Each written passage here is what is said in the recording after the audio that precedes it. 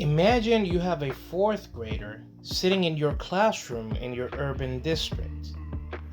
He's bright, funny, and curious, but every time you put a book in front of him, he stumbles. As teachers, moments like these remind us why assessments matter, not just as numbers, but as stories about our students' growth.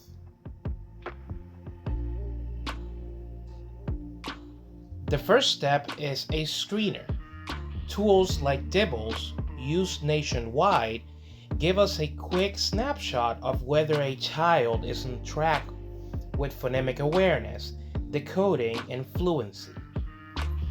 In just a few minutes, we learn, is this child at risk?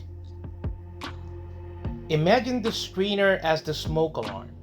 It tells us something might be wrong, but not what the fire is. That's where diagnostics come in. Maybe our fourth grader struggles with multisyllabic words. A phonics inventory or error analysis tool digs into the specifics. Now we know the fire is not vocabulary or comprehension, it's decoding. Diagnostics give us the map so we don't waste precious time guessing.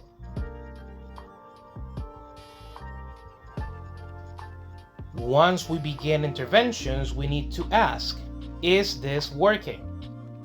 Progress monitoring does that. Weekly probes track growth, showing us the slope of improvement. For our student, a growing fluency score over 3 weeks might signal the intervention is effective. If it flatlines, we pivot. Informal assessments matter too, especially in grades 7 through 12. A 1-minute fluency probe with a grade level passage or an informal reading inventory shows us how adolescents handle complex texts in real time. These are teacher-friendly, flexible, and can guide next day lesson planning.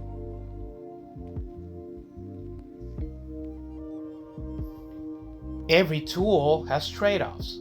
Screeners are fast but shallow. Diagnostics are rich but time-consuming. Progress monitoring is powerful but requires consistency. Informal checks are immediate but lack normed benchmarks. That's why assessment literacy means using them together, like different tools in the same toolbox. For our fourth grader, the story is clearer now. Screening told us he was at risk. Diagnostics revealed a decoding problem. Progress monitoring showed whether the intervention worked. Informal checks guided daily instruction. This layered approach transforms data into a story we can act on. As one NWEA article reminds us, assessment literacy is about communication and collaboration, making data understandable and useful for everyone involved. When teachers weave assessments into lesson planning, they don't just collect numbers. They give students like our fourth grader the chance to grow, thrive, and step confidently into the future of reading.